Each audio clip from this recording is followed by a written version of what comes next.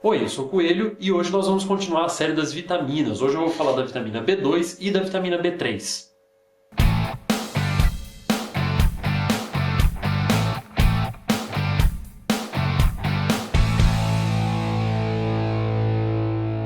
Bom, o nome químico da vitamina B2 seria riboflavina.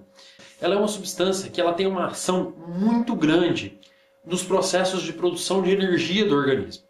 Ela é utilizada praticamente em todas as etapas de produção de energia do nosso corpo. Cadeia transportadora de elétrons, ciclo de Krebs, todas essas etapas que o nosso corpo usa para oxidar combustíveis, digamos assim, e transformar esses combustíveis em ATP, que é a energia que a nossa célula usa, dependem de alguma forma da riboflavina, ou ela pode participar acelerando algum processo. Ela é um cofator, ela é uma coenzima da atividade oxidativa para praticamente todo o tecido do corpo. Dentre as principais funções da riboflavina está a conversão da glicose em ATP, através dos mecanismos de oxidação, a oxidação de ácidos graxos, ou seja, a transformação de gordura em energia, e isso é muito importante para desempenho atlético, para desempenho estético, que nós dependemos da riboflavina para converter gordura em energia. Então, para queima de gordura, a riboflavina é fundamental também. Então, essa aqui é uma das principais funções dela. Só que existe uma outra função da riboflavina que é muito interessante, que ela age como um cofator de outras vitaminas. Por exemplo, a vitamina B3 depende da riboflavina para agir em algumas de suas formas. A gente vai ver mais para frente como que a vitamina B3 funciona, né? Então vocês vão ver, a riboflavina participa de alguns desses processos. A vitamina B6 também depende da riboflavina para alguns de seus processos, e a vitamina B6 tem uma função fundamental no organismo. Ela vai ter um vídeo só para ela, porque ela realmente é fundamental. E também a riboflavina é essencial para a conversão da vitamina A em ácido retinóico, que é uma das formas ativas da vitamina A. Nós também vamos ver a vitamina A mais para frente. Mas essa conversão é necessária para a ativação da vitamina A e ela depende da riboflavina. Outra função que a riboflavina também tem no organismo é no estímulo da medula óssea a produzir células. Sem a riboflavina, uma das primeiras coisas que sofrem é a medula óssea, e a gente tem perda de qualidade da célula produzida e também perda de quantidade de célula produzida. A deficiência de riboflavina é gravíssima, induz à morte rapidamente, relativamente rápido. Animais que foram submetidos à privação de riboflavina por períodos prolongados, eles morrem com certa velocidade. Algumas condições aumentam o requerimento de riboflavina, e a atividade física é uma delas. Existem vários estudos que demonstram que nós precisamos de uma quantidade maior de riboflavina quando se tem atividade física, né? Então, praticantes de atividade física precisam de mais riboflavina. Outro grupo de pessoas que precisa de mais riboflavina também são pessoas em perda de peso. Descobriu-se que pessoas que estão perdendo gordura, que estão passando por um processo de perda de gordura, têm um consumo maior de riboflavina. Por quê? Justamente porque a riboflavina ela é muito utilizada no processo de queima de gordura. Então, quando nós estamos queimando gordura para produzir energia, nós precisamos de mais riboflavina. Entretanto, um estudo em nadadores demonstrou que a suplementação com riboflavina não fazia diferença se os indivíduos não estivessem com deficiência. Isso é muito comum em diversas vitaminas, né? Quando você pega um indivíduo deficiente, você tem uma grande diferença na suplementação. Se você pega um indivíduo não deficiente, você não tem grandes diferenças na suplementação. Mas esses nadadores, todos eles, possuem uma dieta rica em riboflavina. Então, o que tem a riboflavina, né? A riboflavina está presente em produtos de origem animal em geral, principalmente vísceras, né? Por exemplo, rim, fígado, nos ovos, na gema do ovo principalmente, e nos cereais integrais, apesar dos cereais integrais não serem os mais ricos em riboflavina. Também tem alguma riboflavina em folhas verde escura, que também são bastante ricas em vitaminas, inclusive a riboflavina, mas é principalmente em produtos de origem animal, né? Uma outra característica interessante da riboflavina é a cor dela. Ela é amarelo fluorescente. Ela é um amarelo brilhante, uma cor que é chamada de cítrica, né? Ela tem uma cor cítrica e ela é um amarelo fluorescente. E ela é reativa à luz negra, né? À luz ultravioleta. Então, se você iluminar ela com luz negra, né? Você vai ter um brilho, ela emite luz ali na luz negra. Uma função interessante dessa fluorescência dela, né, é justamente a detecção se você está ingerindo grandes quantidades. Por quê? Porque a urina vai ficar fluorescente. Principalmente a urina da manhã, que é mais concentrada, né, você vai perceber uma coloração um pouco diferente, um verde fluorescente, um amarelo fluorescente cítrico nessa urina, que é sinal de excreção de riboflavina. A riboflavina ela não é tóxica de forma alguma por ingestão oral, ela só pode gerar alguma toxicidade se for injetável, mas mesmo assim são só com doses altíssimas, porque a maior parte dela vai ser excretada na urina ou simplesmente não vai ser absorvida pelo intestino. O nosso intestino tem uma limitação de absorção. Então não adianta também usar uma suplementação em doses muito altas com ela, porque a maior parte vai ser excretada. Inclusive, a riboflavina é uma das substâncias que tem em packs de polivitamínicos, principalmente o Animal Pack e outros packs desse tipo, que dão essa coloração amarelo fluorescente na urina, né? Que é uma coisa bastante impressionante. O indivíduo olha aquilo e fala, meu Deus, eu tô com a urina radioativa, esse negócio vai me fazer virar o Hulk.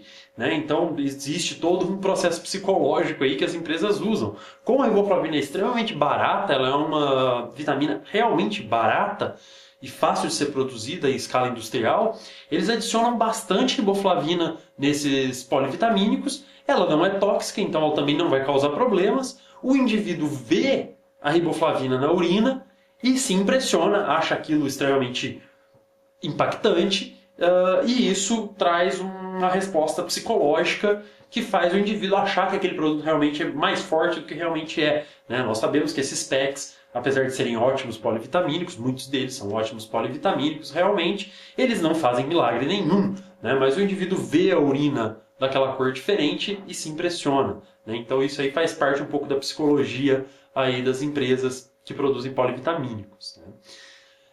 Bom, como que a gente usa a riboflavina para fins ergogênicos, digamos assim? A indicação padrão de riboflavina seria entre 1,3 e 1,6 mg dia, e 1,0 para mulheres, 1,3 para homens, indo até 1,6. Adicionando-se 20% a mais em caso de alta atividade física ou perda de peso.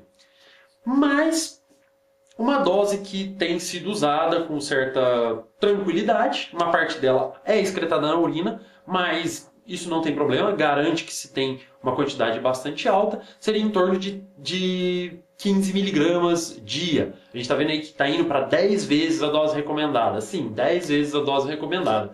Não tem problema, não faz mal. O que não for útil para o nosso organismo vai ser excretado ou simplesmente não vai ser absorvido. Lembra que eu falei? Ela é extremamente barata e está presente em quase todo polivitamínico. Então, se você toma um polivitamínico, provavelmente você já ingere a quantidade necessária de riboflavina, não precisa se preocupar.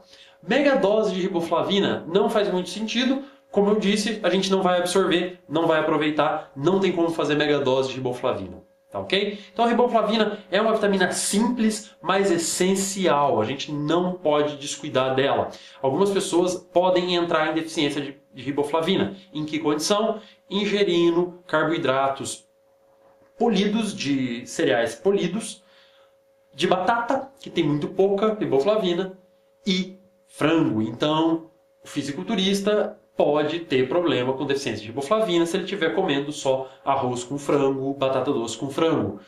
Batata doce com frango é a receita para se ter deficiência de vitamina, porque tem muito pouca vitamina nisso daí. Então, essa é uma população de risco, né, para a deficiência da riboflavina também. Então nós temos que lembrar disso. Como eu disse, muito barata, está em todo polivitamínico, em quantidade suficiente, e não é problemática, tá ok?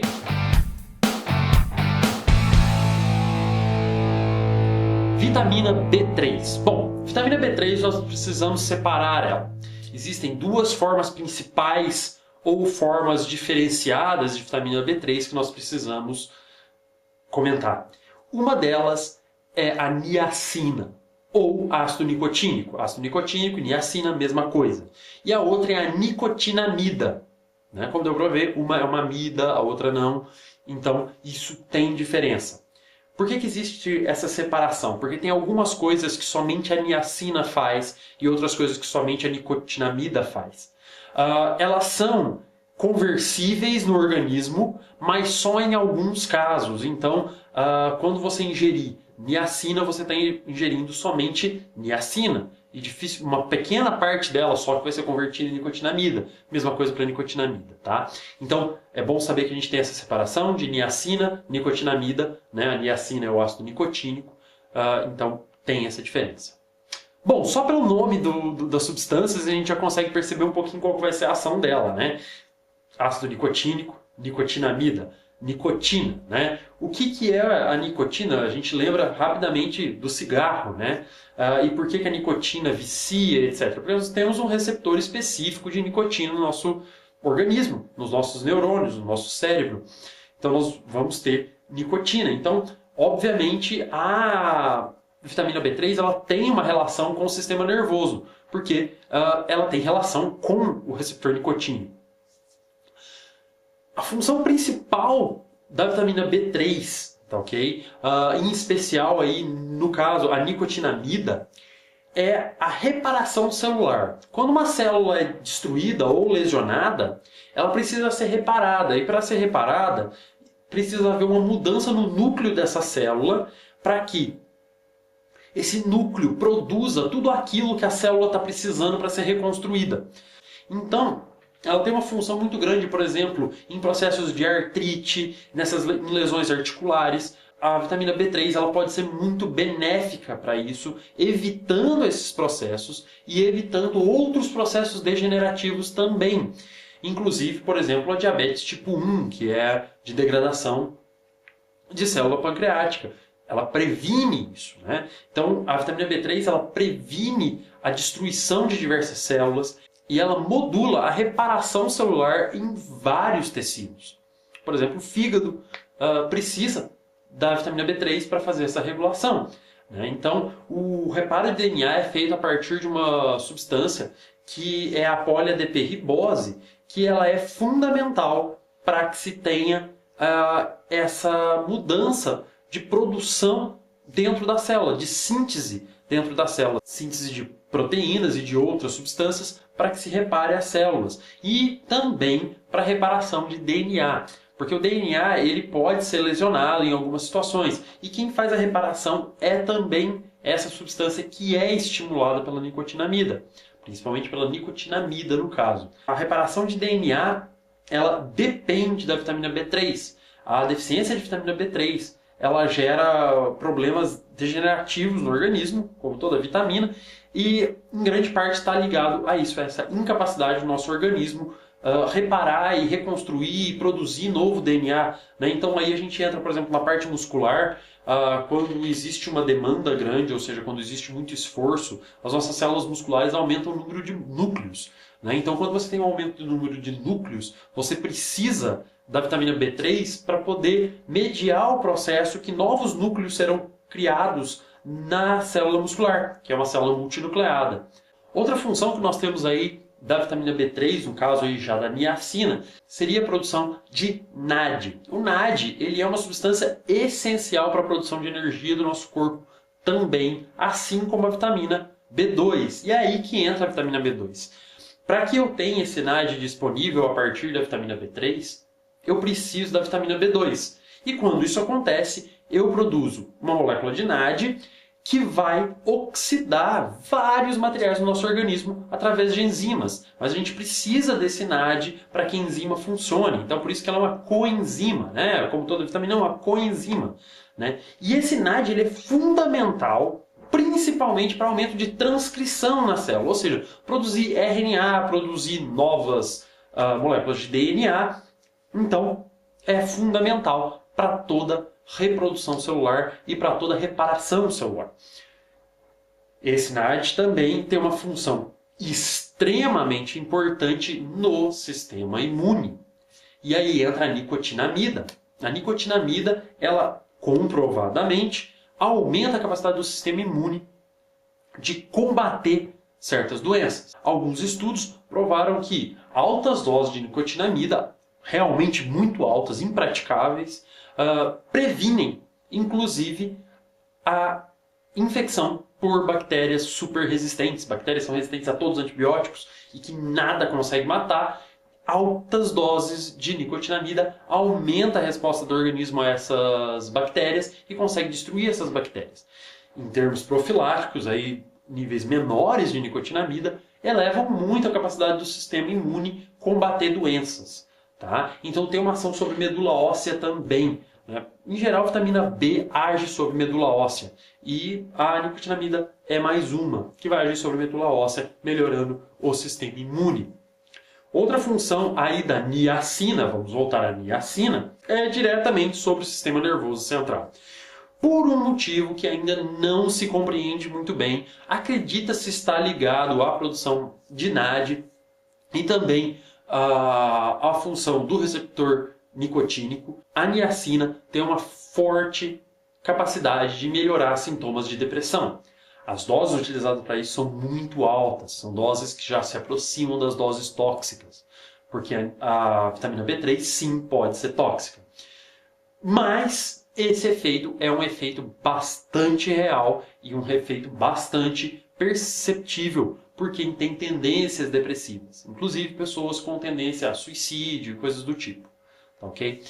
Para fins de performance, de desempenho atlético, estético, a importância da B3 é fundamental, porque ela trabalha na reparação da pele, reparação de músculo, reparação de sistema nervoso, então isso é fundamental. Outra função da niacina é a redução do colesterol ruim e elevação do colesterol bom. Ou seja, a gente tem uma redução do LDL, VLDL e uma elevação do HDL. E isso é obtido em doses manejáveis da niacina, não são doses tão perigosas, ok? O grande problema da niacina, na verdade, é o que é chamado de niacin flushing, ou flushing de niacina, flushing de vitamina B3, que é um processo onde há uma vasoconstrição e a pessoa sente um rubror, a pessoa fica bastante vermelha, etc. Tem uma queda de pressão nesse processo também, que acontece depois de rebote.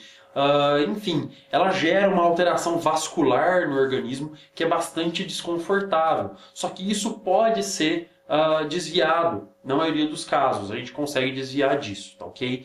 Então, como que vai funcionar aí a nicotinamida como tratamento ou a niacina como tratamento? No caso da niacina para colesterol, doses a partir aí de 50 mg já tem um efeito interessante. E 50 mg é a dose máxima que a gente vai conseguir ingerir sem ter esse flushing. Talvez um pouco mais possa ainda ser ingerido, mas isso depende muito de teste da própria pessoa, perceber como que ela responde a esse flushing. Né? Existem formas de niacina sem flushing, que elas são time release, elas vão sendo liberadas devagarinho. Ou então a pessoa também pode fazer a niacina simples em doses pequenas e tomar ela várias vezes durante o dia, ao invés de ingerir tudo de uma vez só. Né? As doses que têm efetividade em relação ao colesterol, elas estão aí em torno dos 200 mg até um pouco mais, até 500 mg. Para depressão, chega-se aí a 2.000 mg dia, só que aí já precisa de uma formulação sem flushing, uma formulação mais cara, mais complexa, porque esse flushing pode ser muito forte em doses altas, até mesmo dividindo, né? Porque mesmo dividindo ainda ficariam doses altas de cada vez, tá ok? Outra função bastante interessante aí da niacina também é no controle da TPM, né? Da mesma forma que a vitamina B1, a vitamina B3 pode ser um excelente amigo da mulher com TPM. Por causa da ação do sistema nervoso central, ela reduz muito a ansiedade e estresse, principalmente em mulheres com tensão pré-menstrual. A dose para regular a tensão pré-menstrual é em torno de 150 mg por dia, de 150 a 160 mg por dia, também dividido várias vezes ao dia, ou então ingerindo-se as formulações time release, sem flushing, né, que existem no mercado aí, tabletes de 80 mg até, que não geram esse flush, não geram esse problema. Mas uma dose alta de vitamina B3 pode ser excelente para TPM. Como tudo que age legal na TPM para mulher, geralmente vai funcionar muito na estabilidade emocional do homem também. Porque o receptor é o mesmo, né, e vai agir da mesma forma no cérebro, só que o homem não tem TPM, mas ele tem ansiedade, ele tem outros tipos de problemas neurológicos que podem ser bastante beneficiados aí pela suplementação de vitamina B3. Então, como funções da B3, nós temos aí para niacina, fica principalmente o controle do colesterol e o que age sobre o sistema nervoso central, ou seja, redução de ansiedade, nervosismo, TPM, depressão, né? E em relação à nicotinamida, nós temos um ótimo estímulo ao sistema imune e uma melhora muito grande na capacidade de recuperação celular e principalmente recuperação de DNA, o que torna ela bastante preventiva para condições degenerativas como Alzheimer, como diabetes tipo 1, né, que aí depende da destruição de células. Então, tudo que evitar a destruição de células, a nicotinamida vai ajudar bastante. Isso também acontece na artrite, em doenças autoimunes, né? Então, nós temos aí esse processo de melhora na reparação celular. A dose utilizada, a dose indicada normalmente, é de 15 a 20 mg dia. Doses até 50 mg são muito tranquilas porque não geram flushing. Doses maiores do que 50 mg têm que ser divididas durante o dia para evitar o flushing, mas podem chegar aí até 200 mg dia tranquilamente. Doses maiores do que essa já são mais perigosas, já podem vir a ter problema hepático com o uso prolongado, então já fica uma coisa um pouco mais específica para casos específicos, para quem realmente sabe o que está fazendo, né? A pessoa, por exemplo, com depressão, que já tentou vários outros tratamentos, não conseguiu, pode entrar numa megadose de niacina para tentar melhorar essa condição, mas não seria aí a primeira coisa a se fazer. Então, até 150, 200 mg dividido em várias vezes ao dia é bem tranquilo. A nicotinamida não gera esse flushing, então a nicotinamida pode ser ingerida aí em doses até 150, até 200 mg, sem problemas. Agora uma coisa, nós precisamos tanto da nicotinamida quanto do ácido nicotínico. Então pode-se combinar as duas. Em um polivitamínico, por exemplo, pode-se combinar os dois. Aí vamos supor 35, 40 mg de niacina junto com 100 mg de nicotinamida, que é mais tranquila em termos de colaterais. Então você não vai ter os colaterais e vai ter todo o efeito benéfico, né? Então, porque as duas são complementares. Então nós precisaríamos das duas. Né? Mas, de qualquer forma, a vitamina B3 é importante, deve ser procurada no polivitamínico. A maioria dos polivitamínicos tem, mas a gente deve lembrar que ela pode ter efeitos colaterais acima de 50 mg em dose única. Tá? Em dose múltipla, ela pode ser dividida e ingerida aí tranquilamente, digamos até 200 mg. Mais do que isso, já é uma coisa para se pensar, para se analisar o custo-benefício, experimentar e ver qual que é a resposta do organismo, porque ela tem potencial sim, principalmente no estímulo do sistema imune e no controle da depressão e do colesterol. Bom pessoal, esse foi o vídeo de hoje, eu espero que vocês tenham gostado. Na próxima semana a gente vai entrar com mais vitaminas e agora toda semana tem vídeo. Eu queria agradecer muito ao Dr. Estevão, que está impulsionando meus vídeos com a página dele, tem divulgado bastante o meu trabalho e tem feito um ótimo trabalho aí nessa divulgação. Queria agradecer muito ao Dr. Estevão mesmo por tudo que ele tem feito aí pelo meu canal e tem me ajudado bastante. É uma parceria que eu pretendo ter por bastante tempo, é uma pessoa extremamente inteligente, uma pessoa que tem uma capacidade muito grande, um alcance muito grande em redes sociais, e a página dele está relacionada aqui na descrição. Eu peço que vocês que não conhecem o trabalho do Dr. Estevão, entrem na página dele, ele tem artigos próprios publicados, ele publica artigos também de outros produtores de conteúdo da internet de muito boa qualidade, então eu recomendo muito a página, o perfil dele, que lá vocês vão aprender bastante também, né? Além dele ser um cara muito gente boa, sempre disponível e que sempre está disposto a ajudar também, ok? É isso aí pessoal, se você gostou, não esquece de dar um joinha aqui no vídeo, no YouTube e compartilhe em redes sociais. Isso é o que mais me ajuda. Você compartilhar esse vídeo, mostrar para outras pessoas que possam gostar dele, é o que mais vai me ajudar.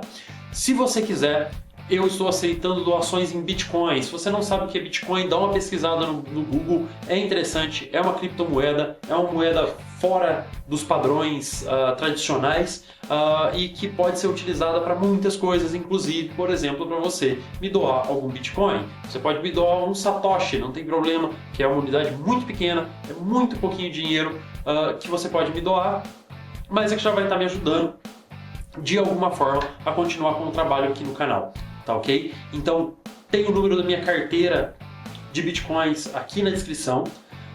É só você copiar lá e fazer a doação para essa carteira. Se você trabalha com Bitcoin, você já sabe como fazer isso muito bem. Se você ainda não conhece, quer conhecer, procura no Google a respeito. Tem um link aqui também para uma página que explica o que é Bitcoin e você pode estar entrando lá e, enfim, você pode conseguir alguma coisa e pode compartilhar um pouco comigo também, me ajudando aí a manter o canal e melhorar o canal cada vez mais.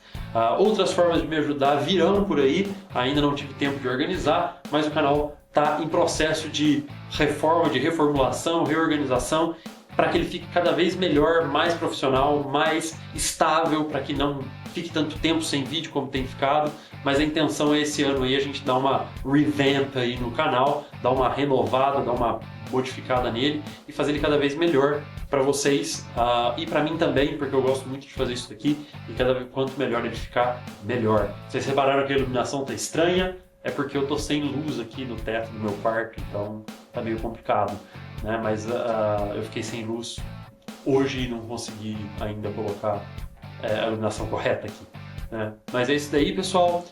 Não esquece de compartilhar, dá um joinha e até mais, até semana que vem. Abraço!